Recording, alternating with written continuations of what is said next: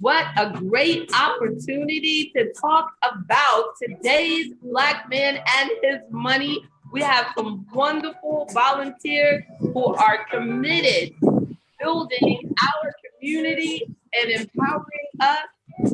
They just are fresh off Father's Day, and boy, am I blessed to have members like this, to have living examples of all of the success that continues to just thrive in our community. We are out of control.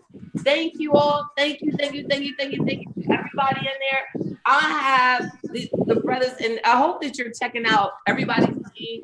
Everybody's name is up there because I'm going to keep moving with it because I don't want, oh, and I want to make sure everybody say, hey. Hello. Hello. So, let me hear you say hey. Hey. Oh, yes. Okay. Hey. When I do that, I see what happens. When I do that, I have to chill. Because when I turn down George Benson, it turns down you. Now I figured it out. Oh, now I know everything. The biggest challenge for us today is me. So as long as y'all can just deal with me, we good. Thank you for sharing our Monday night, today's Black man and his money, as we empower the world and set some positive examples of what we truly can do with our life. Now, these are people that I have selected because they actually inspire me. Individually, each of them have a story that could just seriously change your life. But they're not going to be able to share that with you. So take my word for it. These brothers are out of sight. They are, and even just think about the fact that they're taking the time to actually be here and help you, which is a blessing. Because AfroEconomics is about building wealth within our community. These are my examples. These are my inspirers. And this is just a great opportunity to just turn it over, ask some key questions. I really don't want you to hear my voice a lot. I know that's impossible for me, but I'm going to try as hard as I can to allow them to share their experiences. But before, look, I mean, there was a, how you doing? How you doing, Maurice? So before we get started, I just want to share something with you that I found in the Washington Post. Now, the Washington Post had an article, and the title of the article was "Black Men Are at the Bottom of the Economic Ladder. That's why I won't stop being a helicopter parent to my Black son." Written by Singletary in March 2018. The headline, "Black Men Are at the Bottom of the Economic Ladder." Nothing in the article told me that that was true. And I can honestly tell you that AfroEconomics can definitely tell you that that is not true. It does refer to a report that it says in 99% of the neighborhoods in the United States, Black boys grow up to earn less than white boys who are raised in families with comparable income, according to a study by Equality of Opportunity Project. And it goes on to quote in the report, it says, when we compare the outcomes of Black and white men who grow up in a two-parent families with similar levels of income, wealth, and education, we continue to find that Black men still have substantially lower incomes in adulthood. Bringing out that fact does not prove this headline that Black men are at the bottom of the economic ladder, because unfortunately, Black women are at the bottom of the economic ladder. Well, we went over that last month.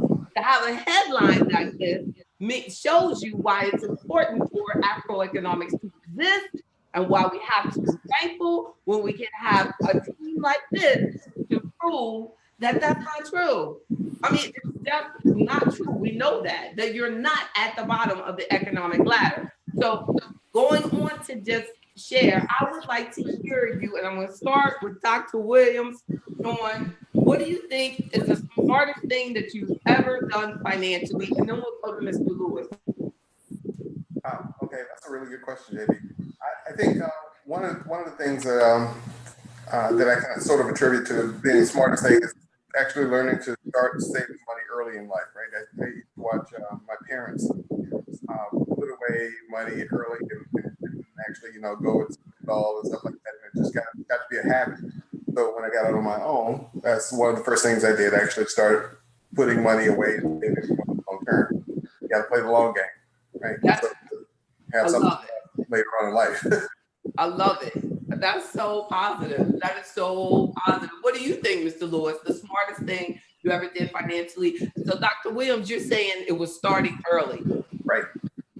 What do you say, Mr. Lewis? Yeah, again, the same thing. Starting early, increasing 401k deposits, learning more about financial information, and just becoming smarter and wiser with your money.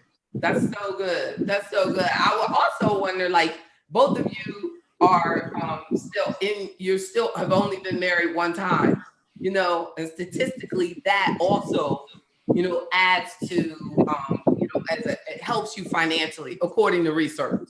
And we don't know research, but it just says that more millionaires are married and they've never been divorced. When you look at like research on millionaires, they're not saying, I'm just joking. No. They don't have any hair, but I'm just joking. Both of y'all still have hair, so we know that's not true. Because you always have money you have money to buy more. But it would be interesting that I think, like, all of y'all, I think Mr. Bowie is the only single person, amazingly so. So that's interesting also to think about. So look, Mr. Bowie, you represent the single men. All right, bring it through. How about you, Mr. Walton? Can you share what you felt was the most success? What you really, like, if you patted yourself on the back, what would you say? I'm glad I did. I think for me, the biggest thing was finding somebody that I could trust to manage my money, because all too often, we tend to hold on too tight, and because we had to work so hard to get it, we're somewhat reluctant to find somebody to turn your money over to. So I would say by far, the biggest thing for me is to find someone that you trust to manage your future, basically. Exactly. And we can stop right now. That's right. That's so good. Thank you for saying that. That's, you're a wise man.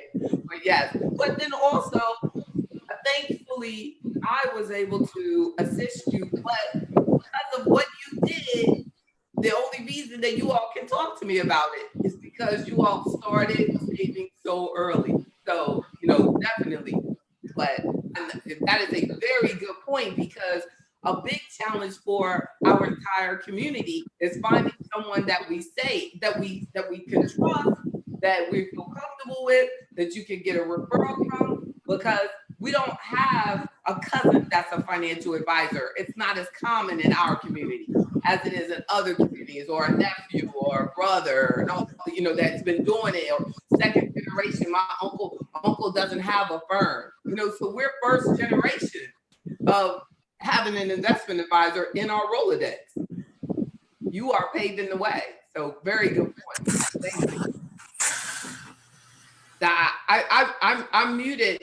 Mr. Walton, I muted yours because you're the only person outside, and I figured that it must be. You felt that wind? Y'all felt the wind? Yeah. You can hear the wind. I got you. I'll unmute you when I come back. But you cannot leave your seat. He has indeed the most scenic background, though. Look, we're gonna see a bird fly by soon. What do you think, Dr. Hicks? Your smartest financial move? Oh, wait a minute. He's muted. He's muted, yeah. Let me try. I'm gonna do it. Dr. Hicks, I think you muted you because it won't let me unmute you. There you go. Dr. Hicks, unmute you.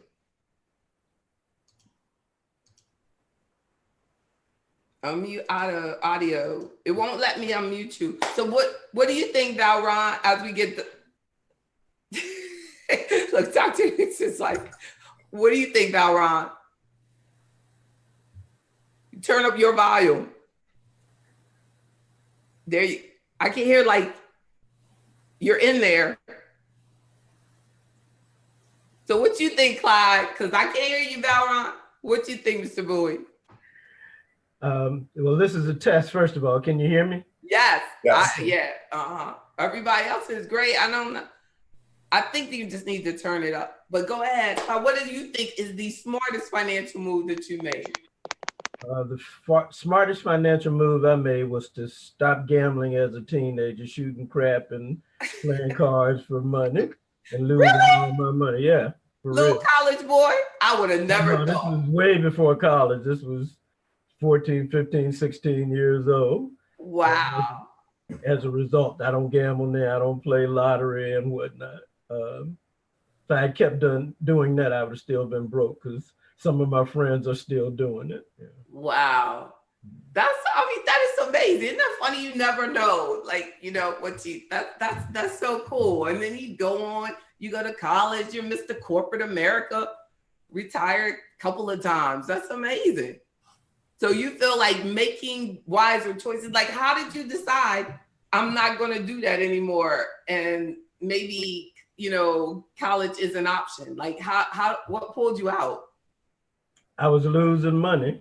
And one thing, one of the tenets when you're gambling, again, and this is, shooting dice on the corners and playing cards and whatnot, is you don't count other people's money, particularly when you're in crap. If you're shooting crap and people have their money on the ground, you're looking at other people's money and saying, okay, well, if I can beat this person, I can win their $25 or their $50. And while you're counting other people's money, they're counting and winning yours. So, So you should just, and I mean, and we can apply that to investments in financial decisions the same way. Like, because a lot of times people get so like competitive, like thinking that somebody else is ahead of them, or looking at somebody else's house or somebody else's car or somebody else's stuff. And then they while they're sitting there, counting their money, right? The other person is making more. they making more. It's so true. And that's why materialism, is so bad. Like, so that's a very good point. And that's the OPM, the other people's money. You don't concentrate on other people's money, concentrate on your own. That's powerful. That is powerful. Would you agree, Mr. Walton? Yes. Oh my God, right? That's what we need, a little bit more hood up in here. Look. Dr. Hicks, I still can't hear you. You're muted. Somebody call Dr. Hicks. Look, all right, Valron, I can't get you either. All right. But you can't. Look, Valron, like, just say something. Just keep trying to talk. And you need to, I think you turn your volume up. No. All right. What do you think from a family finances perspective? What do you think is the best approach to handling the Black family finances? Like, do you think that that you should have all of the money coming together? Or if you have two people working in the household, just have two separate accounts? And just a quick opinion on that. You don't have to tell all your business or nothing. Who would take that? I can do it. So a couple of different approaches. So I think one account is a good thing for husband and wife, girlfriend, boyfriend, kind of a thing when you're living together. But for the kids, it's really important to actually start a savings account and taking them to the bank, showing them how banking is done, showing how savings is done. Start with, we used to do the passbook accounts, right? You didn't earn anything, but you got a habit of going to the bank and actually dealing with the personnel there. And you got into the habit of understanding that an institution actually kept your money for you and there was interest paid on it. And so you got to see it grow over time, that kind of thing. Right? I mean, I think it would be so powerful to see compounding returns over time, because it is a challenge, and especially when I was younger in the business, I would have so many people that would approach me and think, they'd go, how much income can I generate off $1,000? And they'd be grown. Like they really had no idea of the amount of money that it takes to generate $1,000 a month in income. You know what I'm saying? It's like, so it's like, and then you don't want to like laugh. You can't laugh, but it's like, wow, we've never really, been told. We don't have that kind of conversations. And when I used to sit and, talk to the guys, when I became a stockbroker, I was the only Black person in there and the only woman in there. And I would hear them talk about how they have been talking about the stock market since they were kids. Mm-hmm.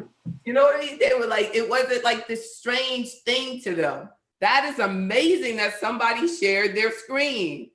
Valron is like really trying. That is funny. I don't know how he did that, but I don't know how to get him off. That is amazing. Oh, Mr. Dorsey raised his hand. I'm gonna bring you in. I don't know. Valron, like, I don't even know how to get him out. All right, let me let's, I don't know, y'all. Whoa. So view from Valron's screen. No. He's like sharing. It stopped. Woo! I was making a great point. You caused me great trauma. Mr. Dorsey is going to join us, y'all. I hope you have volume. I don't need any more brothers in here without a voice. I need brothers with a voice. Can you hear me? Yes. Hey, actually, I was about to go to bed. I said, hey, you know what? I got something with JB. I'm in bed. Oh, no, he's trying to show off your headboard. Look, he's trying to show off his headboard. Look at that. That's money. Oh, my God. That look like something from a movie or something. Well, it's a little regal, but it's all Oh, right. my God. You can look, you can tell that double income, no kids headboard. Low. I need a lot of support. And you got your woman laying next to you? I told you I was about to go to bed. Let me see her. Let me see her. Ah, y'all are crazy. Y'all are crazy. I can't believe you showed her on. All right. You know, Hey. This is international. This is international. I don't know why you joking. Yeah. Hey, maybe she'll pick up some model gigs. Exactly. Look. All right, let's talk corporate America versus entrepreneurship. Now, Mr. Bowie, I want you to start us off on that, because you did corporate America. I'm trying to, like, you're gonna have to unmute yourself, Clyde, because you did corporate America long time. Now you're doing this entrepreneurship thing. Have you ever felt like, I wish I had done entrepreneurship from the beginning? No, I don't. It would have been nice, but when I started in corporate America, it was, very different. I started, for those that are on the phone, in the telephone company. They don't probably remember even what C&P telephone was, but it was the predecessor to Verizon. And at that time, I was the only Black male in my office, in sales and project management, out of probably 30 males in the office. So it would have, yes, been good to have my own business, but at the same time, it would have been hard, and I would not have gotten the knowledge, at least to do telecommunications. To be honest, if I had started my own business, I don't know what it would have been at that time. And again, we're talking 40 years ago. So right? Isn't it true though? But imagine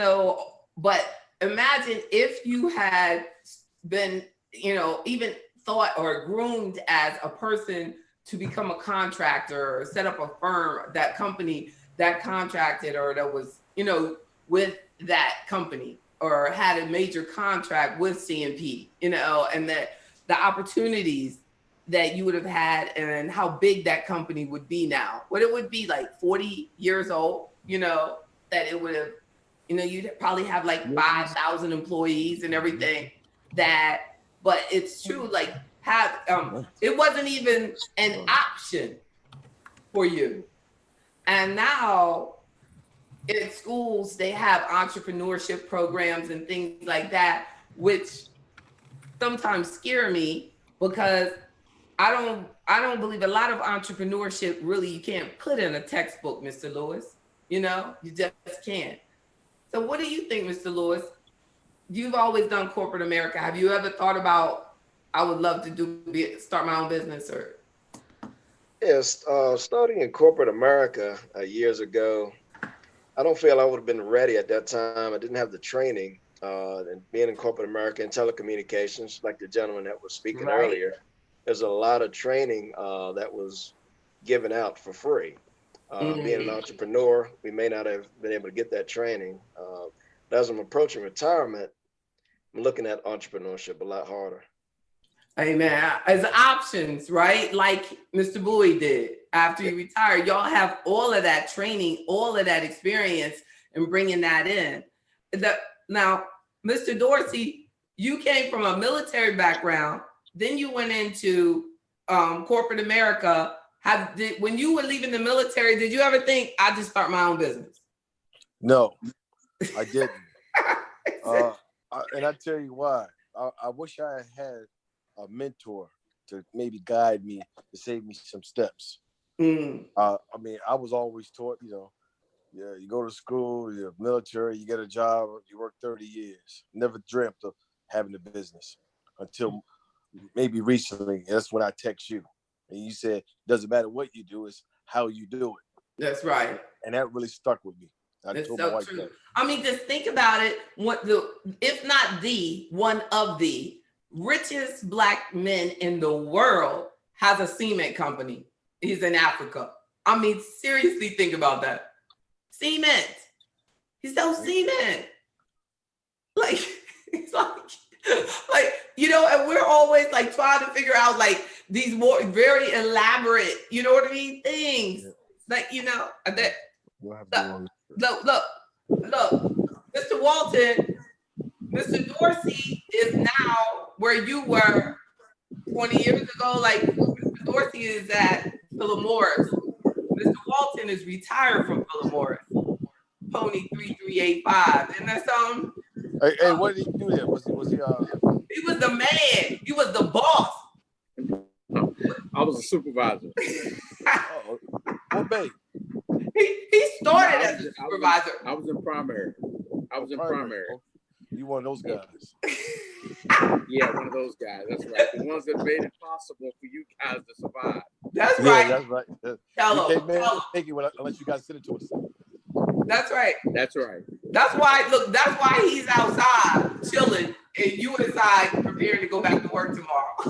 Yeah. That's why we're bed at 8 o'clock at night. He's up relaxing. That's right. Hey, I've been there. But you know, one of the things that unlike, you know, some of the other panelists, entrepreneurship was never anything that I pursued because I never wanted the responsibility of being responsible for someone else's livelihood. That was a pressure that I wasn't willing to take on. And, you know, because, you know, my prior military experience, I was always responsible, in charge. You know, my adult working life, I've always been responsible. And I saw how difficult it was for, you know, a lot of people who, you know, wasn't as financially astute as you know, some others were.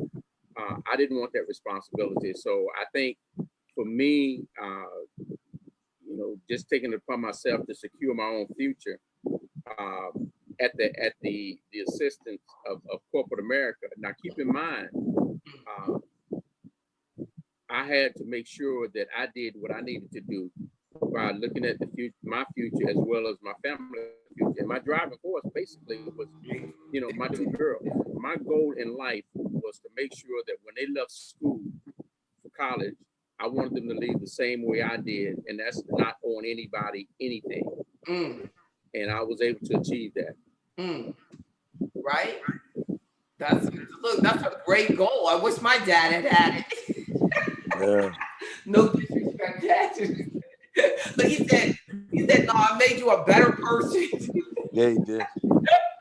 Let me, but I know, I mean, but I've often thought about that, like as an entrepreneur, like I've actually thought that as a woman entrepreneur, it has been a little easier than it is for a man with a family because, and I have a family. I'm a single parent entrepreneur, but it's just I always felt like I didn't have the pressure of the stereotype that a man has, and I think that because of that, men tend to take a more safe route, for their family because they, y'all have to, and I have to be careful how I say that, but I do feel that it's not often admitted, but I just feel that I didn't have that much as much pressure.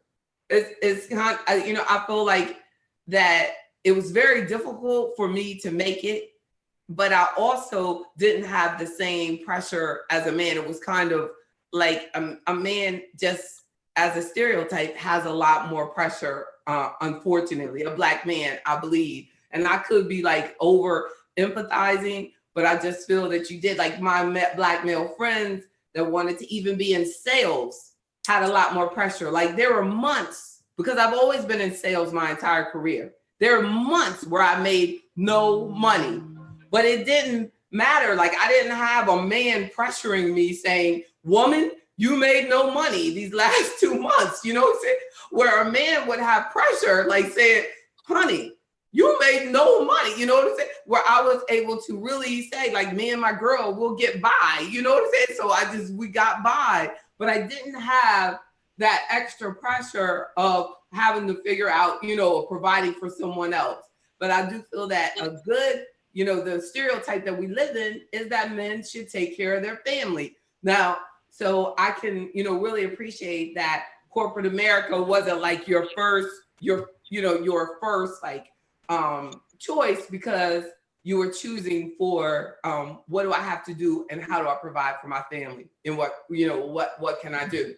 Where when I chose, and of course, when I decided to start my business, I was not a single parent, I was just and I was married and started the business. So when it's just two married people, it does make a difference. So I believe that is a big decision, and we can't like just ignore the fact that as Black men, you had to, really make some, big hard choices about what your options were for starting the business and how were you going to, do it, and what business were you going to be in.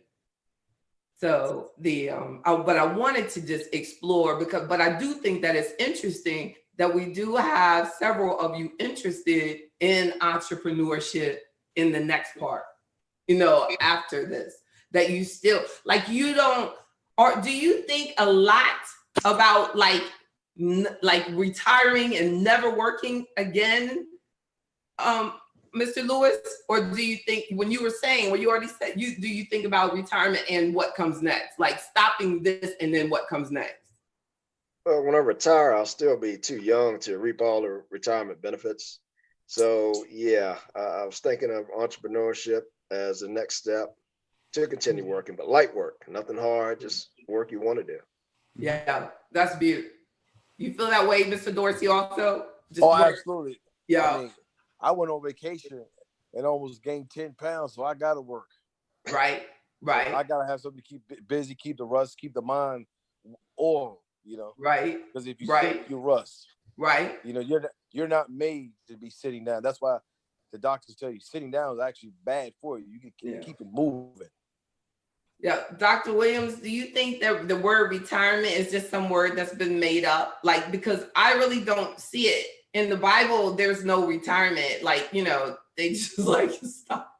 They didn't say, well, everybody retired, or Paul went into retirement. You know what I'm saying? Like, what do you think? So it's just a word. I've worked all my life and I do what I enjoy, on the job. So it's not really work. I go to work. I do the things that's required of me and everything. But it's what I love to do. And even when I come home, I do the same kind of stuff, right? So I know that's my passion. So I'll keep doing that. That's so good. Where I am now, when I transitioned, I've looked at entrepreneurship, and in fact, I grew up with an entrepreneur in my family. My father actually ran a restaurant, owned a restaurant. I love it. And so we used to have to do things together to get prepared for all that stuff. So I've gone through the process of, stocking the store and counting the money and all that kind of stuff and making sure the business is taken care of. So that's something that sort of I grew up with. But, early on, I was always taught when you go to college, you groom yourself to be a good employee, right? And so it's much like we have a panel that said, nowadays, when students go to college, they are groomed to be entrepreneurs. That there's a whole bunch of programs in place in most colleges now where the expectation is that you will team with somebody that you're in school with, take your senior project, team with some business people, and launch a company right there from the comfort of the school, right? They have angels and venture capitalists come in and actually fund students, and they actually launch their companies from school. So the expectation is a lot different than it used to be in the old days. Yeah, I mean, even University of Virginia sends out an email asking us to present our business ideas to them. They have that many angel investors. Oh yeah, people trying to make money off of business ideas. It's amazing, looking for other ways to increase their investment return. But check this out. What do you think is the biggest financial challenge for the and Mr. Walton, I want you to share this with me. What do you think is, and just off the cuff, because you don't know this question, I just want y'all to know that they don't know any of these questions beforehand. What do you think is the or one of the biggest financial challenges for a Black man in America? To be totally honest with you, I think keeping what you have, making smart investment moves, and not succumbing to just because they got it, I want it, and I can. That's right. That's right. I think you have to be astute enough to look at your own lifestyle and not deplete all your savings in one fell swoop versus looking at long term. So I would say trying to maintain or hold on to your hard earnings. Just basically you're saying discipline. Very much so. And confidence, because a lot of Black materialism requires confidence. So just that's powerful. That's powerful. What do you think, Mr. Bowie? You got to turn your mic on. Well, you've heard my philosophy before about the 4 quarters of life. I don't know if you remember or not. So, and from 1 to 20, any money that you make during that time, you're really not making. Maybe as a teenager, if you're working, you're spending all of that. From 20 to 40 is then when you actually get into where you're starting to work, paying school loans, etc. So it's really tough within that second quarter to accumulate any wealth. So that leaves you really from age 40 to 60 is when you're really, so you got a 20-year window when you're really trying to accumulate some wealth. You mentioned retirement. The system generally wants to see you out of it after 60, 65. So from that, you may make some money between 60 and 80. That's 20 years in each quarter. You may make some money doing from 60 to 80, if you're fortunate. Anything after 80 is overtime. So if you make any money after that, you're fortunate, but 9 times out of 10, you're probably spending that trying to stay alive, healthcare, etc. So I look at that 4 quarters, and if we concentrate on the fact that particularly during that second quarter, when we're establishing ourselves, we need to think about, maybe I don't need to really, because now I've got my first job that's really paying a lot of money. Maybe I don't need the real fancy car. That's right. I like clothes, but maybe you don't really need to buy That's right. custom made suits, etc. But that's when you really should be trying to establish the foundation for your wealth. What do you say, Dr. Williams? The biggest financial challenge for today's Black man? Actually, so I'm going to go a little different track. I say it's mostly about credibility, right? So I'll give you a case in point. So I've been teaching for like 20 years at different schools and stuff like that, and it's amazing. One of the places I teach for is online, and occasionally you get a chance to go in the classroom, and so you get all these accolades and stuff online. And you step in the room, and it's like, oh. You know, it's a different mindset. Once people see you and they associate that knowledge with you versus when they don't see you. That's right. And that carries over in business as well. So there's always you run into somebody that underestimates you because right, and so it could impact your ability to actually make a living doing it because of that undertone of here's what people think once they see you versus actually engaging you like they would somebody else. Yes.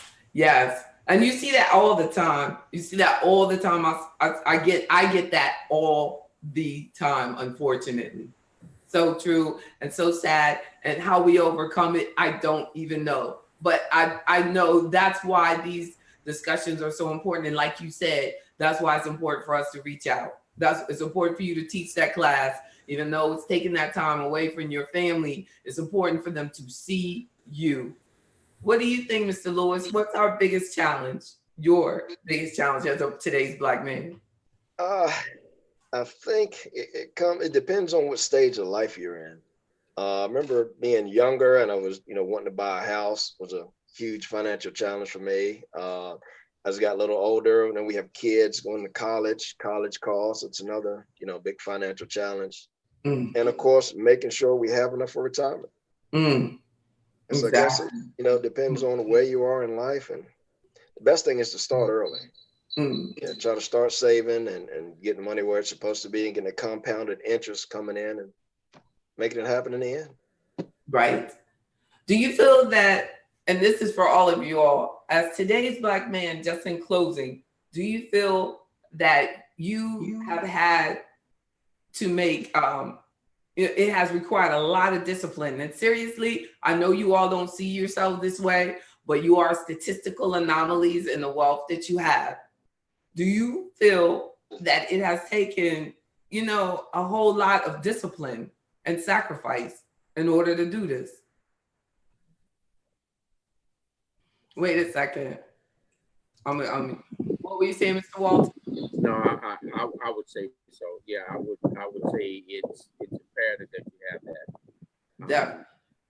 Definitely. In the position that we're in now, if you weren't disciplined, you would be just like a whole bunch of other folks.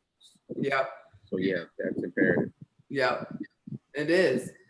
Going without a lot, and then what do you say, Dr. Williams? So that shiny red thing you see in the store today will be in the store tomorrow. So it doesn't have to go on with you. Good for you. And that's the thing that if you push back and just say and tell yourself, I really don't need that, because that's actually making a decision for your long-term wealth. Do you need something now, or can you do without? And is it a necessity or is it a want? And so you have to make a distinction. Definitely. What do you say, Mr. Bowie? Your mic is off. Has it taken a lot of sacrifice? Yeah. Well, and yes, it definitely takes discipline. And again, if I go back to my 4 quarters, when you think about that period of time when you have that you really can accumulate wealth, it's not large, so you have to be disciplined to try to do all that you can do within that period of time. Definitely. It's true. Would you agree, Mr. Lewis? Yes, definitely. It's, I know it's been easier for you because you look like Wesley Snipes, but then when he ran into trouble, Yeah, that's because look, tax. but when Wesley Snipes ran into trouble, it got you too. You know, Yeah, you were no longer a superhero. no longer. Wow. But has it? Yeah. I mean, I would definitely, I really appreciate this discussion. And I think that you all have been very kind and articulate in the way that you shared some really intense, like really hard stuff to talk about. Kirkland Dorsey, we were talking about how you had to go through a great deal of sacrifice to get to the point where you have a great big headboard like that and a beautiful woman laying next to you. Oh yeah, I tell myself no every day. Tell myself no every day. That's right. Trust me, after working 60 hours a week, at the end of the week, and I see something I want, I know I deserve it. But I say, you know what? I'm gonna take a line out of Dave Ramsey book. Live like no one else, so later you can live like no one else. That's right. That's right. Exactly. I don't know, but next time, could you please like quote out of? Yeah. If you gonna quote on my show, All right. Next time I you have know a what I'm quote. saying? Like he really said something. You know what? I'm sure I have a whole bunch of quotes in here, right? I gotta hear. Yeah, You know, but you got my money though. Any You random have my money. page, I can pick a better quote than that. Yeah, you're right. That's life insurance is what is going to help our families to pay off our debts and allow them to. I mean, that's easy. I got a quote on almost everything. All right. The next time I'm on the show, I'm gonna have me a quote. I did quote you earlier. I said it's not what you do, it's how you do it. From the pages of AfroEconomics, a self-reliant person does not underestimate the power of long-term thinking. All of you said that right there on page 9. You ain't even got to read the whole book. Let me refresh you. Dave Ramsey ain't have to work like I work. Dave Ramsey don't have no workshop on today's black man and his money. I'm going to get you when I see you. Let's just say that. You got my money. Not Let's just say that. I trust you Let's just say that. I trust you more than You're right. You're right. You you do have your investments with me. You made me feel better. That's what matters. But thank you all so much. Hey, it was good seeing everybody too. Everybody looks beautiful. That's so good. Y'all are so powerful. This has made such a difference in so many people's lives. I know y'all don't think it makes a difference, but it does. I appreciate you. I'm so thankful for you. Thankful for your time. Thankful for the example that you set. Thankful for what you're going to do. Thankful for what you do for your families and for the Black world and the world in general. As I said, a stronger Black economy creates a stronger world for us all. That's the reason. Black wealth matters because our wealth helps everybody. Everybody benefits from us being stronger. Everybody. So thank you. You are very strong. You are the kings. Thank you. Thank you. And I thank God for you. Stay beautiful. And if they have any questions for you, I will definitely let y'all know. If I get any emails, you want to contact any of these, then just inbox me, jb@jbbryan.com, and I will forward them your emails, your questions. They all have some ways that they can help you seriously. Thank you. Thank you. I'm going to leave y'all now, but thank you. Thanks for the opportunity. Thank you for taking the time out. All of y'all are so busy. I appreciate it. Y'all, I appreciate you. Thank you.